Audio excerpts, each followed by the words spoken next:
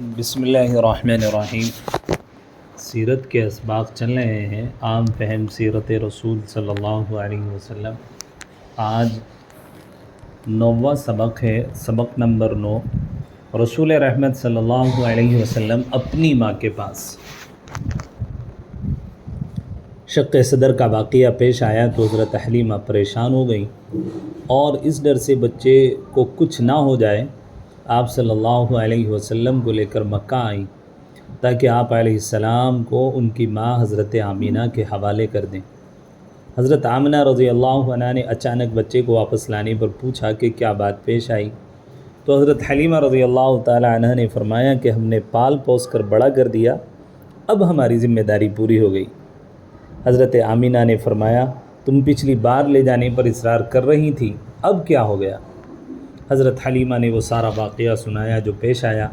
حضرت آمینہ نے فرمایا گھبرانے کی کوئی بات نہیں، اللہ کی قسم اس پر کوئی آسے وغیرہ نہیں، اس بچے کی تو بڑی شان ہے۔ رسول رحمت صلی اللہ علیہ وسلم اپنی ماں کے پاس رہنے لگے یہاں تک کہ آپ علیہ السلام کی عمر 6 برس ہوئی۔ اس دوران حضرت آمینہ کا ارادہ ہوا کہ اپنے شوہر عبداللہ کی قبر کی زیارت کریں جو مدینہ میں مدفون تھے۔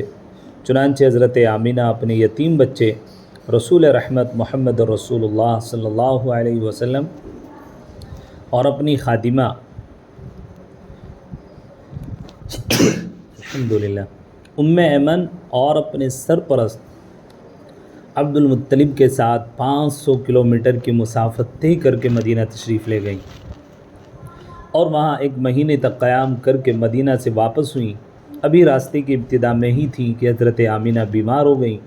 پھر یہ بیماری اس قدر بڑھ گئی کہ مکہ اور مدینہ کے درمیانی مقام ابوا میں پہنچ کر آپ انتقال کر گئیں۔ آپ علیہ السلام یتیم تو تھے ہی، اب یسیر بھی ہو گئے۔ باقی انشاءاللہ اگلے سبق میں۔